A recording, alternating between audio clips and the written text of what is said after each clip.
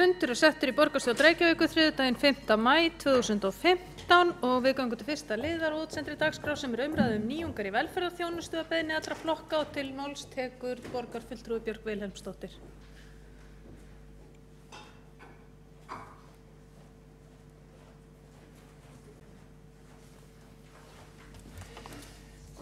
Góðan daginn og gleðilegt vor. Ég hér komin upp og langar að deila með borgarstjórn því sem við fulltrúar í velferðarráði og embættismenn velferðarsviðs upplifðum í ferð okkar til London núna í síðustu viku. Ég held að það væri almennt mjög jákvætt þegar fulltrúar borgarinnar fara í námsferðir að á einhverju vettvangi sé sagt frá því. Það hefur verið gert hingað til á ýmsum vettvangi en það ákveðin ástæða fyrir því sem ég kem að síðar sem að mér langar til þess að segja ykkur frá því helsta sem að við upplifðum og lærðum. Þetta var afskaplega góð ferð.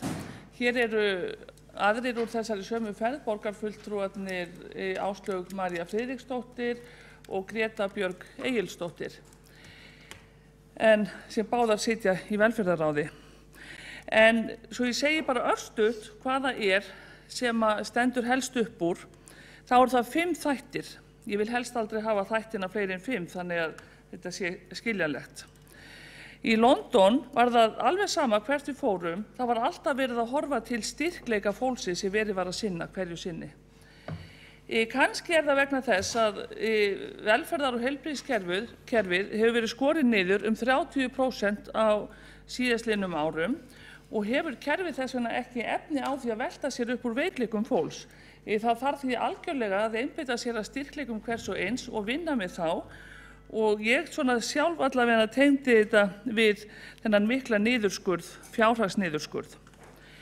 Stuðningur allra sem við hittum ætíð tímabundin en ekki ótímabundin. Gerðir eru 3, 6 eða 9 mánaða samningar við þá sem verið að veita þjónustu, þó svo oft lífstíða þjónustu sé að ræða, að þá eru gerðir tímabundnir samningar við fólk tiltekna þætti í þjónustunni til þess að reyna að ná árangri með einhverja einstaka þætti. Engin aðstoð veitt án samráðs við þann sem fær stuðninginn. Notendasamráðið snýst í rauninni fyrst og fremst það að haft samráð við þann notenda sem fær þjónustuna en ekki endilega samtök notenda eins og við höfum oft svo verið upptekin af. Heldur fær hver og einn notandi að ráða því hvaða þjónustu hann fær. Allur stuðningur sem veittur árangursmetinn.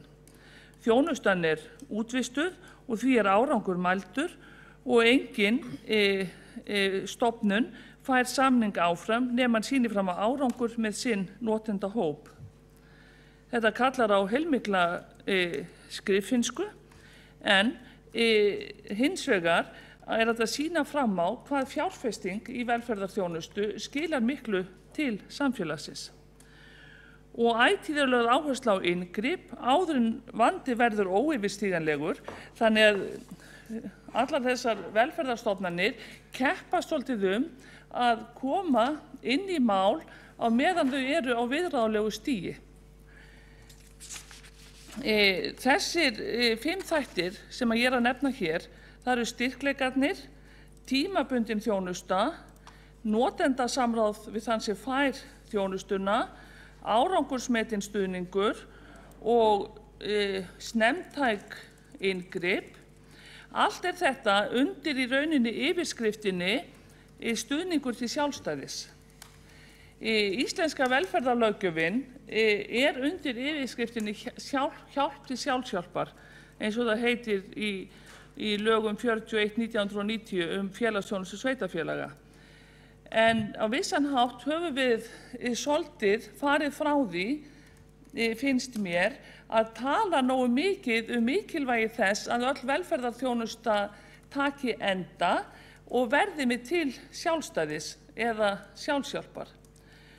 Og þannig að mér fannst það svolítið standa upp úr þarna. Þegar ég kom heim þá sem hvernig get ég sett því sem fæst orð það sem ég lærði og það var stuðningur til sjálfstæðis sem var svona allt í gegnum gangandi. Við langar líka til þess að deila með ykkur helstu viðburðum úr ferðinni, það er að segja hvert við fórum. Við erum búin að gefa út, það var sett á stað ritnefnd og ég var nú svo heppin að vera í henni og það eru komnar 48 blaðsíðna skýrsla ferðina. Og ég vil nú sérstaklega þakka sviðsstjóra velferðarsviðs, Stefáni Eiríksinni, fyrir einstaklega skilvirka vinnu við gerð skýrslunar, því að þessi skýrsla, hún náttúrulega verður bara opinber hverjum þeim sem að vilja, til þess að hægt sé að sjá helstu lærdómana. Og svona skýrslur eiga að vera svona uppfletti rit, til dæmis fyrir velferðarráð, til þess að fletta upp í, því að þarna eru skráðar hugmyndir sem vaknuðu við hverja og eina heimsókn. Fyrst fórum við í sjálfseignarstofnun. Þeir kalla þetta alltaf svona charity-stofnanir. Þetta eru svona eins og sjálfseignarstofnanir sem að vinna á sviði velferðarmála, sem að heitir Family Action og vinnur út frá svolítið hugmyndafræðinni Family First. Þar veitt fjölskylduráðgjöf og stuðningur í hverfinu Islington í London. Þetta í öllum hverfum, en við heimsóttum fjölskyldumiðstöðvarnar í Islington hverfi. Sveitarfélagið sem semur við þessa sjálfstæðu stofnun sem vinnur út frá þessum árangurssamningum og þau fá greitt út frá árangri. Til dæmis ef þeir koma ungu fólki í vinnu eða skóla sem hefur dottið út úr allri virkni og ef þau koma barni til þess úrlingi aftur í skóla sem hættur að mæta, þá fá þau greitt fyrir það. Þannig að það bara beinharðir árangursgreiðslur. En það sem að mér finnst vera eftirtektarverðast í þessu hvað þessi stofnun getur verið góð fyrirmynd fyrir okkur í framsetningu hvernig við fjárfestum í fólki. Þeir voru til dæmis með slagorðið 1 pund til Family Action sparar 5,96 pund. Og þá finna það út að með því að grípa fólk í velferðarþjónustunni áður eða leitar í dýraheilbrigðisþjónustu sparar svo mikið. Þeir til dæmis mældu að það var 70% færri heimsóknir til heimilislækna þegar þeir veittu svona geðheilbrigðisþjónustu á Family Action miðstöðinni. Og þetta erum við líka að sjá, til dæmis eins og með geðheilbrigðisverkefnið í Breiðholti sem að hefur fækkað mjög innlögnum á geðdeildirnar og komum á, ekki bara innlögnum, heldur komur á bráðageðdeildir. En við höfum ekki bara reiknað þetta svona út í verðgildi því að við höfum ekki fengið fjármagn frá ríkinu í samræmi við það sem að ríkið sparar. Og ég held að við höfum að læra af þessu að segja það sem að við setjum í eins og til dæmis þessar geðheilsustöðvar sem ég vildi sjá í öllum hverfum borgarinnar, þá erum við að spara ríkinu svona mikið. Að því að fólki þarf fyrst og fremst eitthvað öryggi og við getum veitt öryggið út í hverfinu, í nærsamfélaginu, hjá félagsþjónustunni og sparað ríkinu svo mikið í innlögnum og bráðadeildum sjúkrahúsanna eða eins og bara hjá heimilislæknunum. Og þeir eru þannig mjög uppteknir af því að setja hlutina yfir í einingaverð. Við höfum oft talað því velferðarráði að fá þjónustuna reiknaða inn í einingaverð, en þarna hafa þeir með alveg ótrúlega flottri framsetningu í skýrslum sem ég nú með, sýnt hvernig hægt að setja árangurinn yfir í fjármálin sem að gera samningsstöðuna gagnvart sveitarfélaginu svo sterka hjá þessum charity-stofnunum. En sem að væri hjá okkur þá gagnvart ríkinu þegar við erum að semja aukna hlutdeild, til dæmis þegar heimaþjónustan að taka að sér ýmis verkefni sem að sjúkrahúsin áður sinntu. En þarna lærðum við líka talsvert fjölskyldustjörnuna eða styrkleikastjörnuna þar sem 8 skilgreindir þættir í lífi hverrar fjölskyldu eru metnir í upphaf og lok meðferðar og sýnir fólki hvaða mikill árangur af meðferðinni. Þar sem að fjölskyldan sjálf metur sig út frá ákveðnum svona styrkleikakvörðum og síðan í lokin og og þannig það fólkið sjálft sem að mótiverast í því að fá þjónustuna. Við hittum þarna ráðgjafa á mjög skemmtilegum fundi í Family First miðstöðinni, meðal annars sendiherra þjónustunnar sem fyrrumnotandi og fær til þjónustunnar nýja notendur. Þeir leggja mjög mikla áherslu á svona jafningjastuðning og jafningjafræðslu og segja að það sé svo ómetanlegt vegna þess að margir eru svo skeptískir í garð sérfræðinga. Þeir sem þurfa á stuðningi að halda, þeir eru hræddir við sérfræðinga eins og félagsráðgjafa eða sálfræðinga og þess vegna nota þeir jafningjastuðninginn til þess að fá fólk til þess að þiggja þjónustu á þessum fyrri stigum. Því að þetta snýst allt snemmtæka íhlutun eins og það heitir á íslensku. Og það var mjög gaman að hitta þessa ráðgjafa og við sem við þurftum að tvískipta hópnum þarna eins og þurftum að gera seinna og öll við sem hittum hana Nicole, sendiherra þjónustunnar í Family First, við skildum mjög vel af hverju hún gat fengið fólk til þjónustunnar því að hún var svo heillandi og hún var svo klár og hún var svo flott og maður bara, væri alveg til í að fara í allt það sem hún hefði farið í bara til þess að nálgast hana í flottheitum. Og hún líka sagði það, sem skiptir svo miklu máli, ef að fólk notandi þjónustunnar, þá á það ekki alltaf bara að vera einhver notandi. Því að notandinn, hann verður seinna kannski mikilvægasti samstarfsaðilinn. En við höfum svolítið, held ég, ekki farið nógu sterkt í þetta hér, heldur tölum alltaf notendur þjónustunnar og þeir eru svona eilífðarnotendur. En þarna þetta bara alltaf hugsað til skamstíma og svo þegar þú hættir að vera notandi, þá ertu bara samstarfsaðilinn. Og einmitt mikilvægasti samstarfsaðilinn eins og þau töluðu Nú í þessari ferð var ekki bara svona eitthvað sem við getum lagt í stefnumótun, heldur líka ýmislegt sem að fulltrúar velferðarsviðs fengu gagnlegar upplýsingar eins og varðandi vinnuaðstæður, fjölda mála, skráningar og fleira. Nú allur fyrsti dagurinn fór í þessar miðstöðvar, fjölskyldumiðstöðvar í Islington, en næsta dag þá fórum við til Nesta sem nýsköpunarmiðstöð. Þar lærðum við meðal annars hvernig hægt að setja á laggirnar verðlaunasamkeppnir á sviði velferðarmála, eins og við erum reyndar að taka þátt í núna með norrænu samkeppninni nýjungar í velferðarþjónustu til sjálfstæðs lífs. Það einmitt verið að tala sjálfstætt líf fatlaðra því að fólk vill vera sjálfstætt og við eigum að nota það hugtak, það vilja allir vera sjálfstæðir. Og við erum semst að taka þátt núna í svona verðlaunasamkeppni og þarna fengum við ýmsar hugmyndir af því hvernig við getum útfært það í líka minni einingum.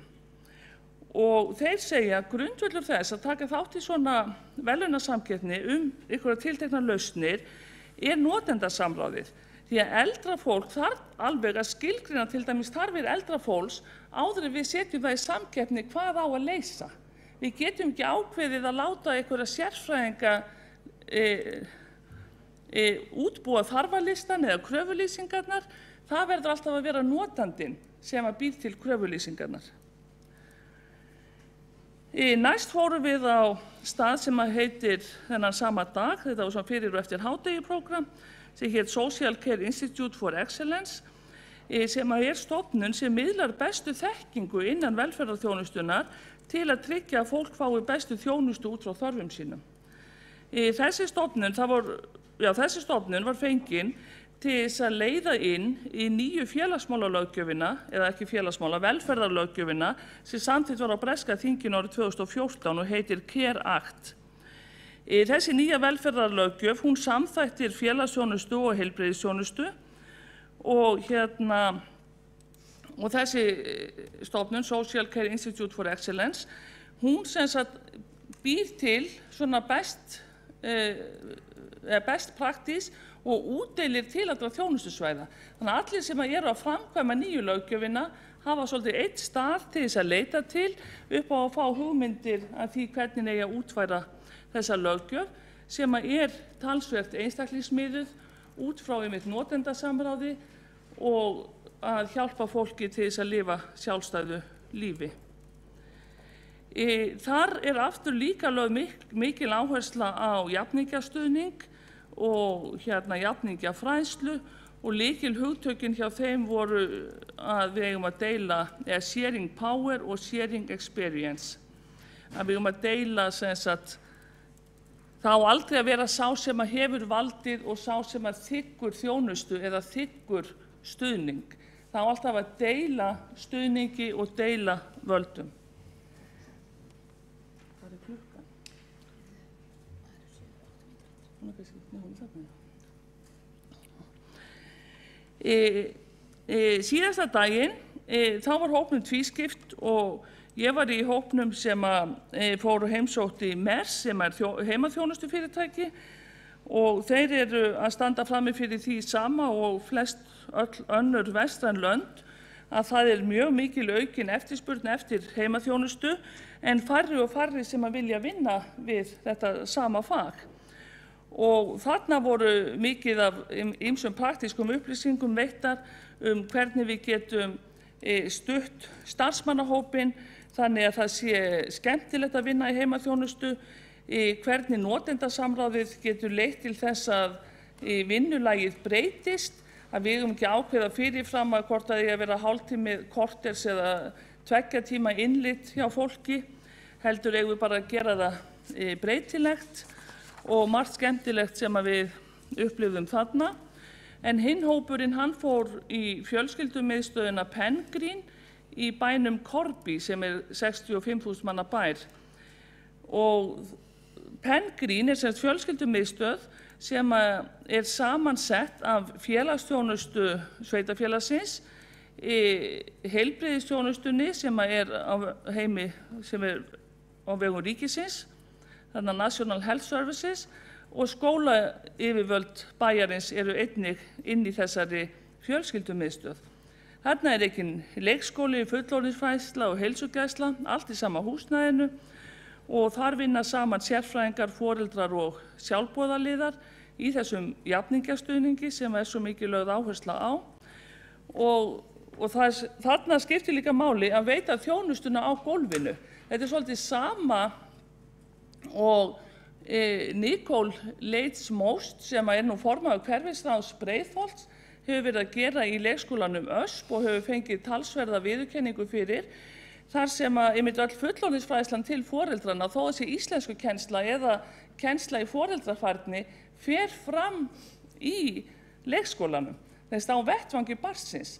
Þarna hún hafði áður farið til Pengreen og upplifað það hvað skiptir miklu máli að veita þjónustuna á vettvangi barnsins vegna þess að þarna fjölskyldan litið á hana sem eina heild en ekki sem svona fullorðni einstaklingunum sem fær þjónustu á einum stað og barnið sem fær þjónustu á öðrum stað.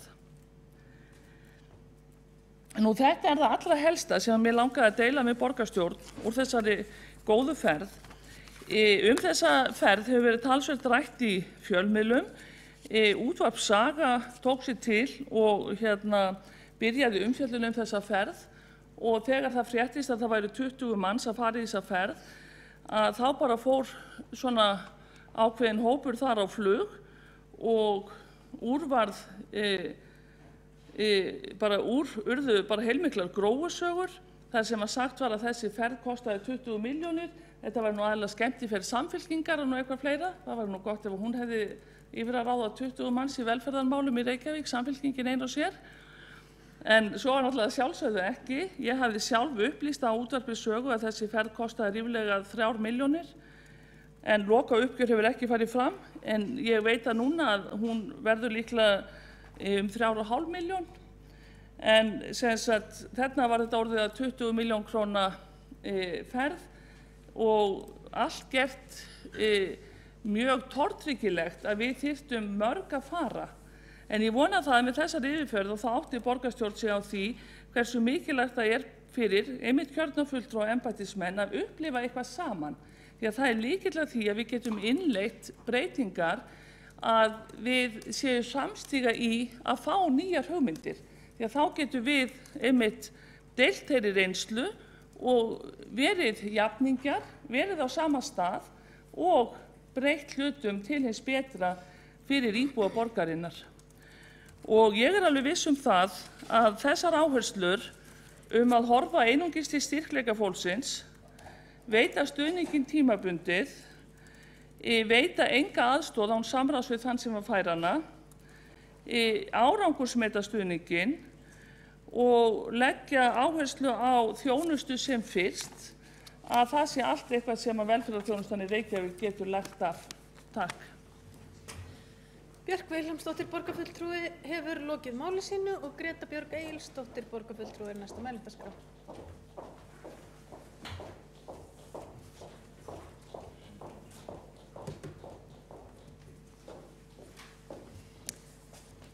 Forseti, kæri borgarstjórn. Ég var svo lánsöm að vera ein af þeim sem fór í áðurnefnda námsferð velferðarráðs til London í síðustu viku og eins og Björk kom inn á þá heimsóttum við marga merkilega staði og það vöknuðu hjá okkur ýmsar spurningar og þetta vakti okkur líka til mikillar umhugsnar og það áttu sér mjög góða samræður stað innan hópsins bæði milli okkar sem sitjum í ráðinu og einnig þeirra embættismanna sem ferðuðust með okkur og ég tek undir það með borgarfulltrúanum Björk Vilhelmsdóttir að það er mikilvægt held ég fyrir okkur sem að sitjum í ráðinu og fyrir embættismanna að upplifa eitthvað saman til þess að við náum að samstilla þess hugmyndirnar okkar og mér langar að deila þess með ykkur það sem að við kannski ræddum helstum og líka það sem að kannski kviknaði hjá mér sjálfri. En við erum að ræða nýjungarnar í velferðarþjónustu og fyrsta spurningin sem við spyrjum okkur er þá hvernig velferðarþjónustu viljum við sjá og við þurfum að bregðast við aukinni þjónustuþörf og auknum fjölda þjónustuþega og þeirri staðreynd að féð er að skornum skammti og við þurfum að ákveða hvað við eigum að leggja áherslu á og hvernig við eigum að nálgast viðfangsefnið. Og þetta eru einungis bara nokkrar ótal spurningum sem vakna hjá manni. Eftir nokkra umræðu þá fannst mér það sem standa upp úr og var að það sé mikilvægt fyrir sveitarfélögin og samband íslenskra sveitarfélaga að byrja að skilgreina alveg skýrt hver grunnþjónustan okkar á að vera og hver á að veita þjónustuna. Það er að segja hvaða þjónustu veitum við og hvernig skilgreinum við hana. Við höfum auðvitað lögbundum skyldum að gegna sem sveitarfélag en eins og við vitum að það virðist vera sem svo að mörg fyrirtæki á vegum ríkisins sem eiga að sinna skjólstæðingum til dæmis með geðræna vanda eða einhvers konar fatlanir flokki mjög þröngt hvaða einstaklingum þau að taka við og vinna með og það sem eftir verður kemur til okkur sveitarfélögunum að sinna þó svo að það fylgi ekki fjármunir, kannski engi fjármunir eða alls ekki nægir með viðkomandi málaflokki eða einstaklingum eins og við þekkjum öll. Þessi endurskilgreining þarfnast að sjálfsögðu samvinnu og ég tel mikilvægt að sveitarfélögin fari í þessa vinnu en hún muni skila okkur sterkari samningsstöðu gagnvart ríkisvaldinu en verði líka til skýringa fyrir þjónustuþegana þannig að það verði auðveldara fyrir viðkomandi að átta sig á hverju hann á rétt á og hvert skuli sækja það.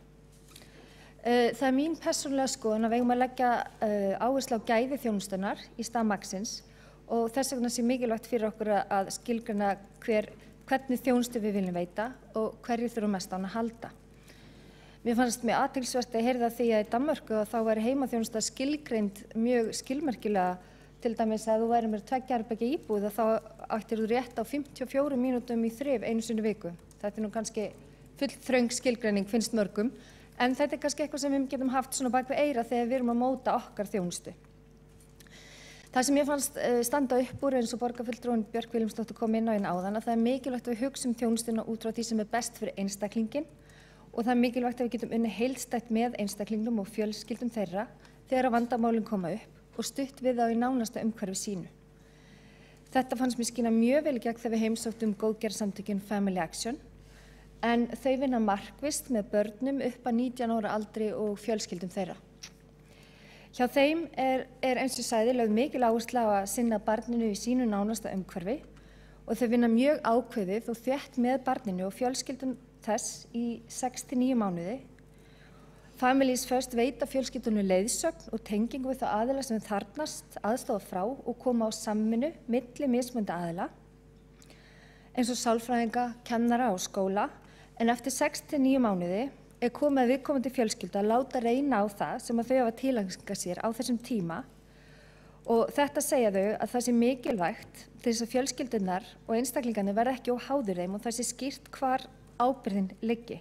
Það sé skýrt hvenær inngripinu er lokið en ef að hins vegar einhverra hluta vegna ástæður er þess eðlis og málið að það krefjist meiri tíma þá er hægt að sækja framlengingu en þau kjósa frekar að loka málunum og taka þau aftur upp síðar gerist þess þörf. Þetta vinnuferli til ég að við getum nýtt okkur í meira mæli, bæði til þess að létta álagið á starfsmannum okkar, að starfsmannin upplifis ekki eins og hann sé að brenna út eða fallist hendur ef hann er 10 eða jafnvel 100 mál opin, en líka fyrst og fremst þess að aðstoða viðkomandi skjólstæðing að taka yfir og tileinka sér þau úrræði og þau bjargir sem honum hafa verið sýnd og kennd. Mér fannst mjög áhugavert eins og borgarfulltrúi Björk Vilhelmsdóttir kom inn á að sjá hvernig þið nýttu svokallaðan sendiherra sem var sjálfur fyrrverandi notandi þjónustunnar til þess að fara út í samfélagið, til dæmis skólana eða aðra hópa, til að tengjast fólkinu á kunnulegum stöðum og segja því frá þjónustunni. Það eru oft þung skref að þurfa að leita sér hjálpar og fólk misjafnlega tilbúið til þess að koma inn á þjónustumiðstöðvar og tala við sérmenntaða ráðgjafa eða starfsmenn, og þess vegna hafi þau valið þessa leið til að mynda traust, draga úr tortryggni og auðvelda fyrstu skrefin. Eins og ég kom inn á það, þá er mikilvægt að tengja fólk við nærþjónustuna og mæta því í sínu umhverfi, og þess vegna fannst okkur í hópnum að þetta getur verið góð leið til þess að koma þjónustunni betur til innflytjenda og annarra hópa sem getur verið erfitt að ná til. Þarna deilir viðkomandi sendiherra sinni reynslu og jákvæðri upplifun sem getur stuðlað að jákvæðum tengslum og auðveldari tengingu. Aukin samvinna við heilsugæsluna var líka eitthvað sem var mjög tíðrætt í þessari ferð og voru flestir í hópnum sammála að það væri mikilvægt og kom klárlega fram bæði þegar við heimsóttum Family Action samtökin og einnig í máli Stefan Golder sem er einn af stjórnendum hjá fyrirtækinu Social Care Institute of Excellence. En það er fyrirtæki eins og kom fram hér áðan, sem sérhæfir sig að tryggja fólki sem bestan þjónustu innan velferðarþjónustunnar og miða við þess þarfir, en einnig að miðla þekkingu innan velferðarþjónustunnar hvað virkar og hvernig sé best að miðla þjónustunni. Okkur var tíðrætt þessar margítrúðu heimsóknir til heimilislækna sem að væri staðreynd og að margar af þeim væru vegna félagslegra vandamála og að uppáskrift á lyf væru ekki alltaf rétta lausnin eða svo lausn sem að fólk raunverulega þarfnaðist. Því getum við sparað mikið fé og tryggt skjólstæðingu betri þjónustu með aukinni samvinnu á milli heilsugæslunnar og félagsþjónustunnar. Þannig getum við oftar gripið fyrr inn í málin áður en að þau yrðu að langvarandi vandamálum og við getum komið með meiri langvarandi úrræði og þeir sýndu fram á það hjá Family Action með skýrslu fyrir árið 2014 að þeim hafði tekist að fækka ónauðsynlegum heimsóknum skjólstæðinga sinna til heimilislækna í verkefni sem kallast Well Family 70%. Okkur í Framsóknarflugvellinum finnst það einnig nauðsynlegt að fá heilsugæsluna betur inn í skólana og leikskólana eða nær notendanum því að þá er hann líklegri til að nýta sér þjónustuna og það er betur hægt að meta þjónustu þörfina. Það er mikilvægt að mæta börnunum í því umhverfi sem þau þekkja eins og í skólunum og það ætti í rauninni eins mikil þjónustaði börn að fara fram þar eins og hægt er eins og þeir kom fram á kynningu okkar hjá Penn Green. Þjónustan á að vera sem mest í nærumhverfi en ekki gerð miðlæg og fjarlægð og þetta fannst mér mjög áberandi sjónarmið á þeim stöðum sem við heimsóttum í Breitlandi og tek ég hjartanlega undir það sjónarmið. Ég tel mikilvægt að borgarstjórn myndi sér skýra stefnu í því að þjónustan eigi að fara fram í nær umhverfi eins og í skólum, leikskólum eða þjónustumiðstöðum, hverfana, en ekki að fara fram og tilbaka eins og ég var aðeins heyrt með að leikskólaráðgjafar hafi verið færð í miðlægt og nú hugmyndir að færa kennsluráðgjafa grunnskólana einnig miðlægt en ég hef heyrt þó nokkra óánægju hjá starfsmönnum út í hverfum borgarinnar með þá tillögu þó svo að hún hafi að sjálfsögðu ekki verið frá gengin. Við slíkar tilfæringar tapist nauðsynleg tengsl út í skólana og út í hverfin og þar af leiðandi verði þjónustan fjarlægari og ópersónlegri fyrir þá sem virkilega þurfa á hana að halda. Það er hröð þróun í samfélaginu og þess vegna einnig mikilvægt að við leggjum sérstaka áherslu á aukna nýtingu samfélagsmiðla til þess að ná til dæmis til unglinga svo sem Twitter eða Facebook. Unglingar þurfa að vita af þjónustunni og hvernig best sé að nálgast hana og það myndi auðvelda þeim töluvert fyrstu skrefin í hjálparleit ef að þeir gætu til dæmis haft rafrænt samband til þess að byrja með. Fjölskyldustjarnan sem borgarfulltrúin Björk Vilhelmsdóttir kom inn áðan fannst mér einnig mjög áhugaverð en þetta er 8 arma stjarna eins og kom fram þar sem að fjölskylduráðgjafar hjá Family Action nota sem mælitæki á 8 þætti fjölskyldulífsins sem þurfa að ganga upp. En þessi þættir eru líkamleg heilsa, tilfinningaleg heilsa, öryggi barna, félagsleg tengsl, menntun, hegðun og leyfileg mörk, fjölskyldurútína og heimili og fjármál. Hver armur hefur kvarða frá 1 upp í 10 og aðstoðar fjölskylduráðgjafi fjölskyldur við að staðsetja sig á kvarðanum fyrir hvern málaflokk fyrir sig og þannig má sjá hvar helstu vandamálin liggja. Mörgum fjölskyldum hættir til að meta sjálfan sig of hátt eða of lágt á kvarðanum, en fjölskylduráðgjafinn sem vinnur með fjölskyldunni er til þess að staðsetning á fjölskyldustjörnunni verði sem raunhæfust. Þetta er gert bæði í upphafi vinnunnar og í lokin og gerir þessi vinna því auðveldara bæði meðlimum fjölskyldunar og ráðgjafanum að átta sig á árangrinum. Þarna verður árangurinn mælanlegur og sýnilegur fyrir viðkomandi fjölskyldu og þarna áttum við á því hverjar áframhaldandi áherslur þurfa svo að vera í lok tímabilsins þegar við erum búin að vinna þarna stíft kannski með fjölskyldunni í 6-9 mánuði.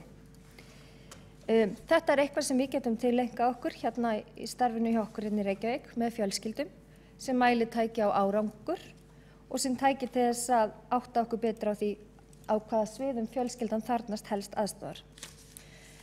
Ég vil taka það fram að þó ég hafi í máli mínu hér á framan fyrst og fremst rætt um börn og unglinga, að þá þurfum við að sjálfsögðu að sinna öllum öðrum þjónustuþegum okkar eins vel.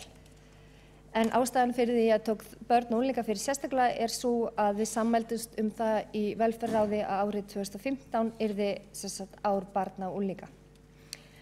En við þurfum umfram allt að hafa þarfir og nærumhverfi skjólstæðinga okkar leiðarljósi við framþróun velferðarkerfisins. Við þurfum að tryggja notendasamráð og fá notendaþjónustunnar í lið með okkur til þess að koma með hugmyndir hvernig hægt sé að þróa þjónustuna og nútímavæða hana þannig að hún mæti þörfum þeirra á sem hagkvæmastan hátt. Takk.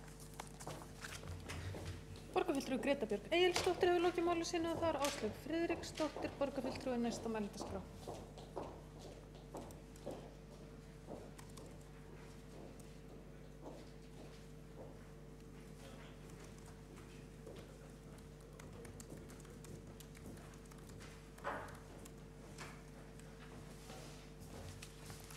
Forseti og borgarfulltrúar. Ég ætla nú að byrja því að taka undir með þeim stöllum mínum borgarfulltrúanum Björku Vilhelmsdóttur og Gretu Björku Egilsdóttur að þessi ferð hafi verið mjög góð og mjög gott fyrir velferðarráð sem að gera nú lítið að því að ferðast og sækja sér nýjar hugmyndir, allt á lítið fyrir minn smekk að minnstakosti. Og þarf aldeilis að taka sig á í því, hvernig sem við förum að því. Við þurfum að mynda tengsl, við þurfum að læra miklu meira. Við þurfum að skoða hugmyndir sem aðrir að útfæra og hvernig útfæraðir, því að við höfum við höfum mjög lítinn tíma til þess að breyta kerfi sem okkur hefur því miður reynst mjög erfiðlega að eiga við, að minnstakosti það tíma sem ég hef setið í borgarstjórn. Hvað lækkar maður aftur þetta frá?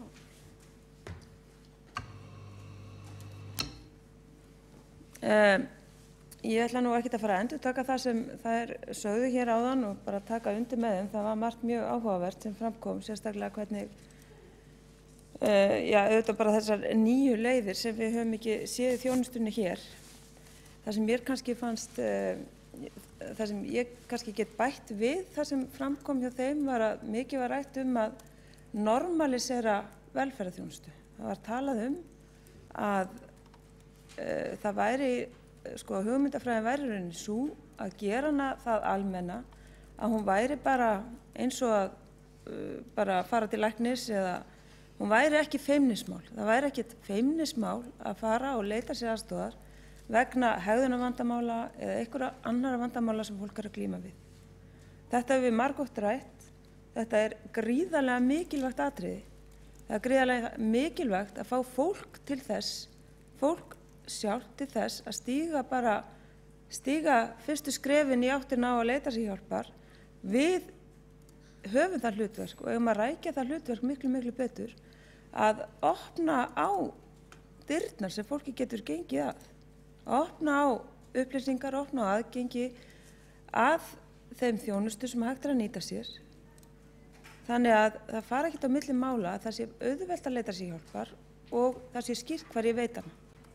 Og hér á ég ekki bara við þjónustu Reykjavíkurborgar sem svo óbúslega margoft einhvern veginn svona ramma sig af í stað þess að einhvern veginn taka upp á sína arma að auglýsa líka þjónustu einkaaðila. Því þeir eru margir, við þurfum á þeim að halda. Við þurfum að stækka þetta mengi. Við þurfum að láta og leyfa þeim sem að koma heim úr námi, þeim sem að sinna velferðarþjónustu einkaaðilum í dag. Við þurfum einhvern veginn að tengjast þeim betur. Við þurfum að leiða saman þörf og þjónustu og það þarf ekkert endilega að fara í gegnum okkur og það á ekkert endilega að fara í gegnum okkur. Því miður virðist það einhvern veginn vera svona einhver steinn í veginn, finnst mér, í svona ákveðnum viðhorfi hjá, ef maður segir bara hjá svona massanum í kerfinu, nú er ekki hægt að benda á einn einstakling sem stendur fyrir þeirri hugmyndafræði. En þetta einhvern veginn virkar þannig að svona megin viðhorfið er það að það sé Reykjavíkurborg sem veiti þjónustuna, hún skuli nú alltaf vera eitthvað hólf sem ganga þarf í gegnum á meðan ég segi það er algjör óþarfi, styttum bara ferlana, leiðum saman þörf á þjónustu, látum fólki ráða, leifum því að hafa eins mikið val og til ítum undir fjölbreytni, ítum undir miklu fleiri fara að sinna þessu. Gerum þetta skemmtilegri og kannski stærri og almennari markaði en það er í dag. Þetta fannst mér mjög áhugavert. Mér fannst mjög áhugavert hvernig það fólk sem við töluðum við til dæmis inn í Family Action félaginu sem er sjálfseignarstofnun eða charity eins og nefnt var hérna áðan, hvað þetta var almennt viðhorf. Svo tek ég auðvitað undir það eins og þau að gera þar, að það hægt að gera, við eigum auðvitað að nýta okkur það að vera að gera samninga við ríkið ef við teljum að við getum verið að sinna þjónustu við fólk sem annars væri að taka upp mikilvægan tíma inn í miklu sérfræðiumhverfi eins og hjá læknum eða inn á hjúkrunarstofnunum eða sjúkrastofnunum, auðvitað eigum við að semja um það, auðvitað eigum við að taka það að okkur og þarna verðum við að passa okkur að láta ekki alla þurfa að bíða í biðröð til þess að gangi gegnum hólf félagsþjónustunnar í Reykjavík vegna þess að við eigum bara við eigum bara að koma aðilum saman. Okkar verkefni á að vera það. Það á ekki að vera að lengja ferlið eða gera erfiðara en þarf að vera.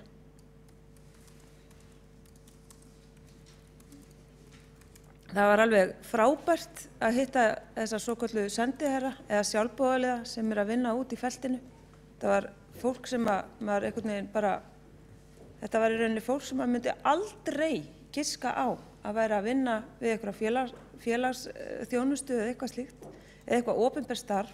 Þannig að þetta var fólk sem er sérstakt í útliti, klæðir sig öðruvísi og er einhvern veginn miklu meira opnara, auðvelt að nálgast það. Það er mjög svona frjálslynt og opið, allavega þeir sem við hittum og maður hafði það strax á tilfinningunni að þarna með því, bara með þeim mannauði sem í þessum hópi býr, hlyti að felast alveg rosalega mikið. Það er auðvitað mjög mikils virði ef að koma einhverjum sendiherrum eða sjálfboðaliðum fyrir á þeim stöðum þar sem almenningur getur nálgast það og er ekki hrætt við að ræða máls. Vegna þess að það er ekki hrætt við að það sé allt í einu komið undir barnaverndarlögin og það þurfa að tilkynna þau fyrir hugsanlega vanrækslu barnsins eða fyrir að trúa fólki fyrir einhverju, jafnvel að því að það verður að gera það vegna þess að það þarf ráðgjöf. Þannig að þetta var ótrúlega mjög mikilvægur hlekkur sem mér fannst við höfum aldrei rætt. Við höfum aldrei rætt hann hér. Það var algjör nýjung. Þannig að við munum eflaust gera það og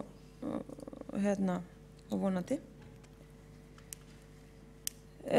Svo fannst mér reyndar utanumhaldið inn í þessari sjálfseignarstofnun alveg ótrúlega flott. Bara ótrúlega flott. Það er verið að byggja upp rafrænt kerfi. Það er haldið utanum allar snertifleti við viðskiptavini. Hver hitti hvern, hver er að vinna í hvaða málum, hvernig gengur að útskrifa. Þetta var mjög flott og einhvern veginn eitthvað sem við getum líka lært af. Þannig verið að taka í rauninni kaupa lausn og hannana svo að þörfum þeirra nákvæmlega. Við erum því miður í þeirri stöðu að vera með upplýsingatækni umhverfi sem að hamlar okkur mjög og við þurfum líka að fara að fjalla um það. Við verðum að fara að fá innspýtingu inn í þann lið félagsþjónustunnar að geta í rauninni að vera bara með kerfi sem að sinnir því og gerir fólki kleift að nýta tíman mun betur en það gerir í dag.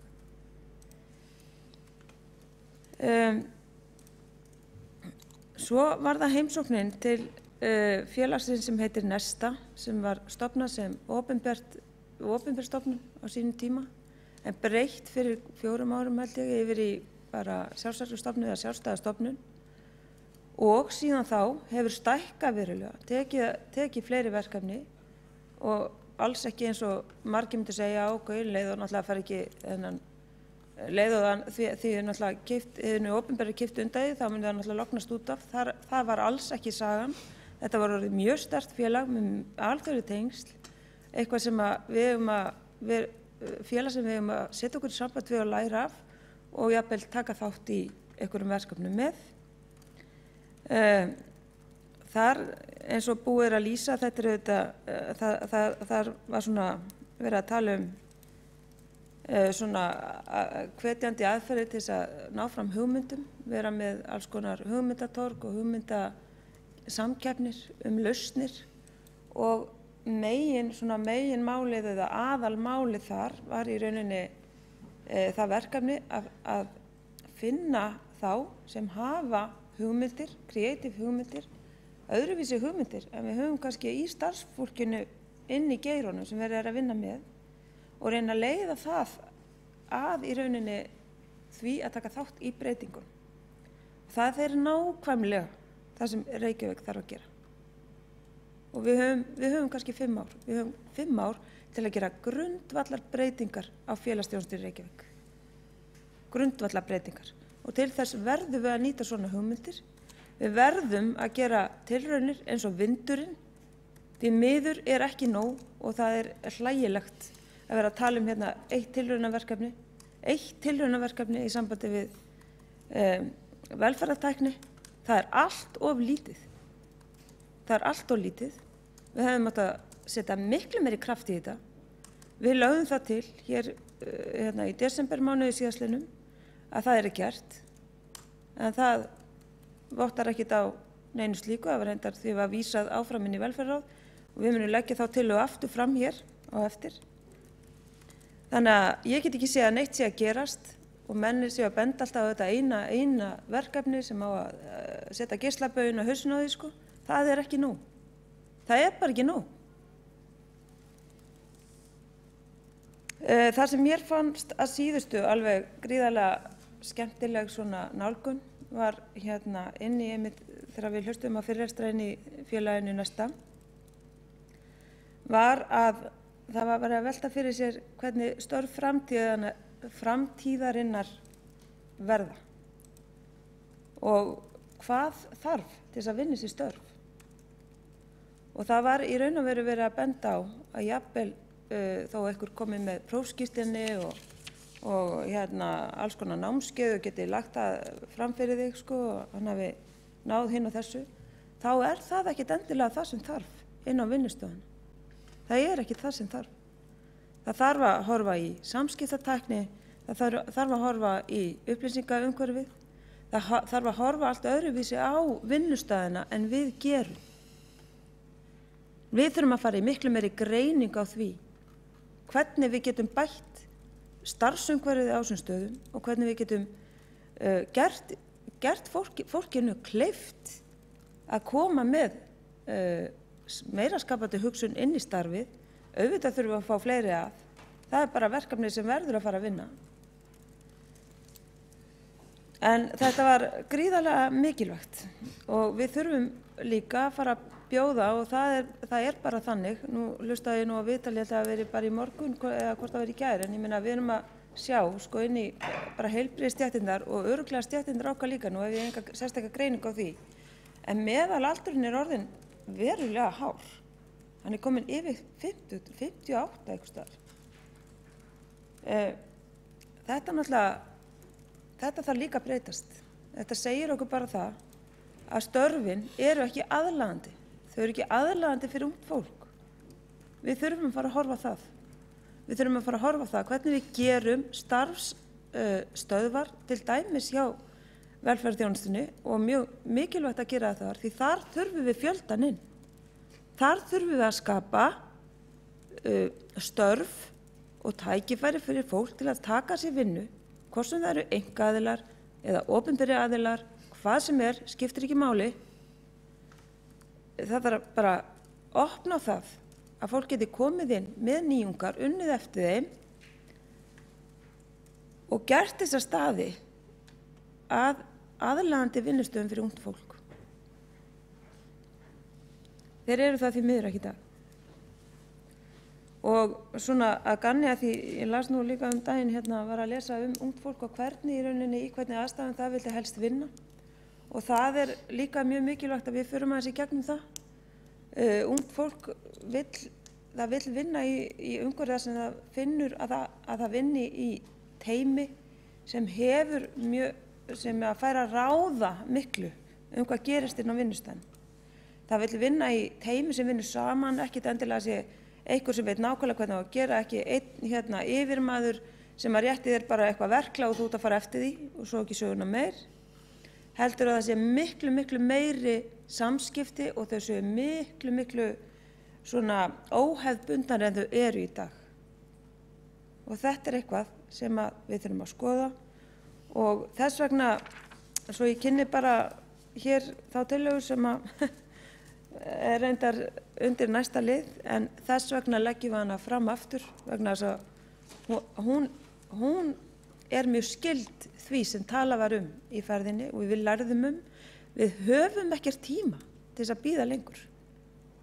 Þannig að ég þakka kærlega fyrir ferðina, mér fannst hún mjög áhugaverð og mér fannst við bara hópurinn allir læra mikið og við gátum spjallað mikið saman og það var verulega lærdómsríkt.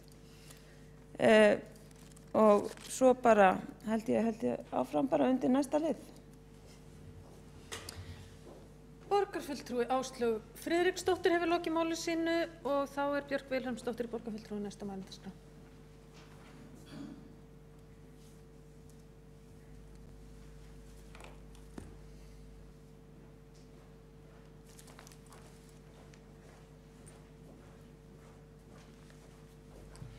Forseti og ágætu borgarfulltrúar, ég vil bara þakka fyrir þessa góðu umræðu. Það kannski ekki skrítið að það bara við fórum í þessa góðu ferð sem við höfum gefið svona ákveðna skýrslu, en ég vil bara taka undir það sem borgarfulltrúi Áslaug María Friðriksdóttir var að segja, að það að verða svo miklar breytingar í samfélaginu. Við höfum kannski séð það kannski best í skipulaginu á undanförnum árum, hvernig aðalskipulag borgarinnar með gjörbreyttri hugsun frá því sem áður var, þar sem að þéttingin orðin algjörlega inn á við, þar sem að samgönguáherslur eru gjörbreyttar. Við sjáum það hvernig svona þörf fólks til húsnæðis að breytast, að það svo margt að breytast og þessar breytingar eru líka að fara að koma inn í velferðarþjónustuna.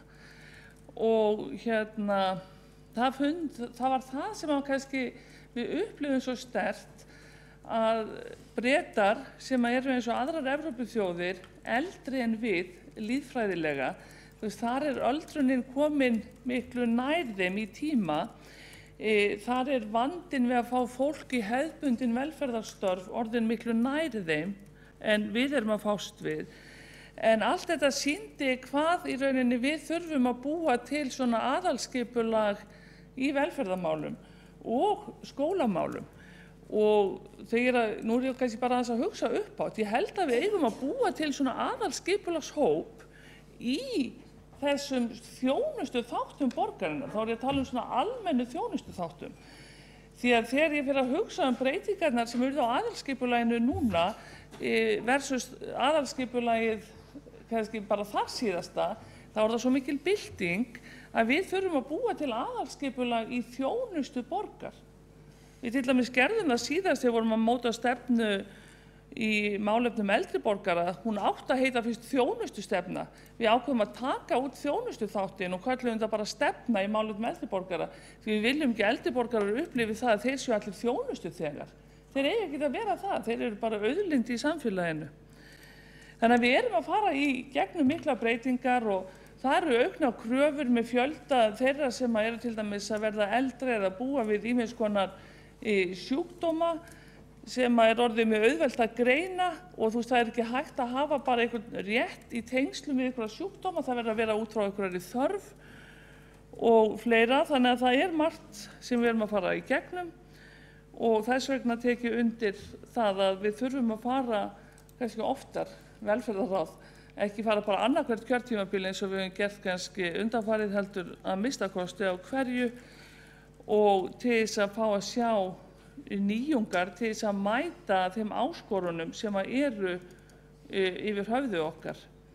Til dæmis kom það fram, sem ég sagði ekki frá, þannig varðandi heimaþjónustuna, að nú eru öll þrif bara orðin, það ekki lengur verið að aðstoða fólk við þrif, vegna þess að það eitthvað sem að fólk sem sagt lætur svolítið tæknin að vinna fyrir sig og stundum aðstandendur, en þetta snýst svolítið mikið persónulega aðstoð til sjálfstæðis og líka hvernig að við höfum oft verið upptekin af svona fagstéttapólitík og notendastýrð persónulega aðstoð hefur svolítið kennt okkur það að þetta snýst ekki hvaða fagstétt rétt til þess að mæta einhverjum ákveðnum þörfum.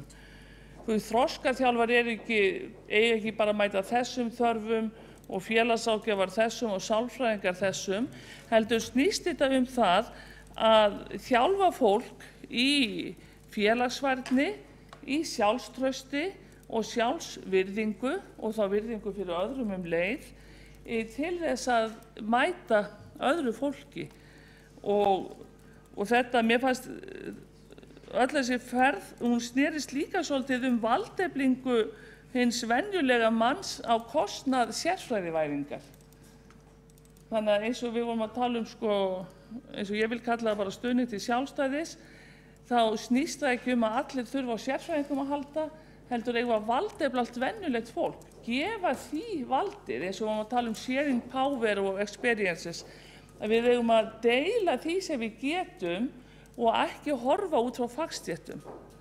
Þannig að þeir eru þrátt fyrir að einkavæðinguna í breska kerfinu sem við getum líka gagnrýnt og allan það niðurskurð sem þar hefur átt sér stað, þá eru þeir svolítið búin að innleiða NPA hugmyndafræðina inn í hina venjulegu velferðarþjónustu og hún þarf ekki öll að vera einkavædd, alls ekki, en við þurfum að innleiða algjörlega þessa nýju hugsun. Þannig að ég svolítið bara, ég að hugsa upp á því held að það sé góð tillaga að við búum til aðalskipulagshóp þjónustuþætti borgarinnar. Takk. Björk Vilhelmsdóttir, borgarfulltrúi, lokið máli sínu og þá hefur borgarfulltrúi Áslaug María Friðriksdóttir óskað eftir að veita andsvar við ræðu borgarfulltrúans.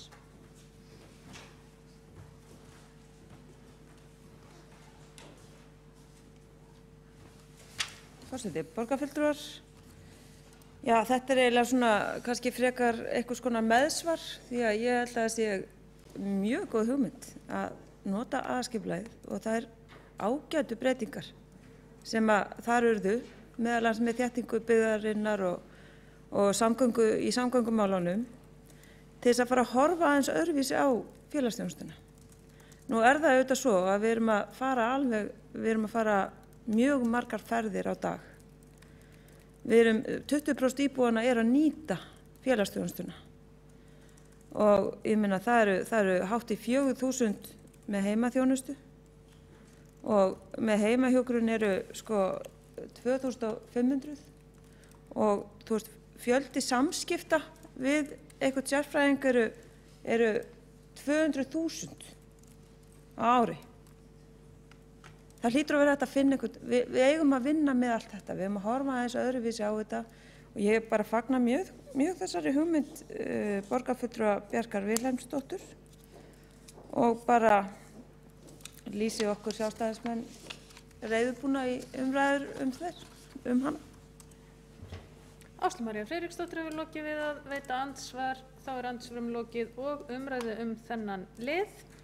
Við vindum okkur í annað mál á útsendri dagskrá sem tillaga Sjálfstæðisflokksins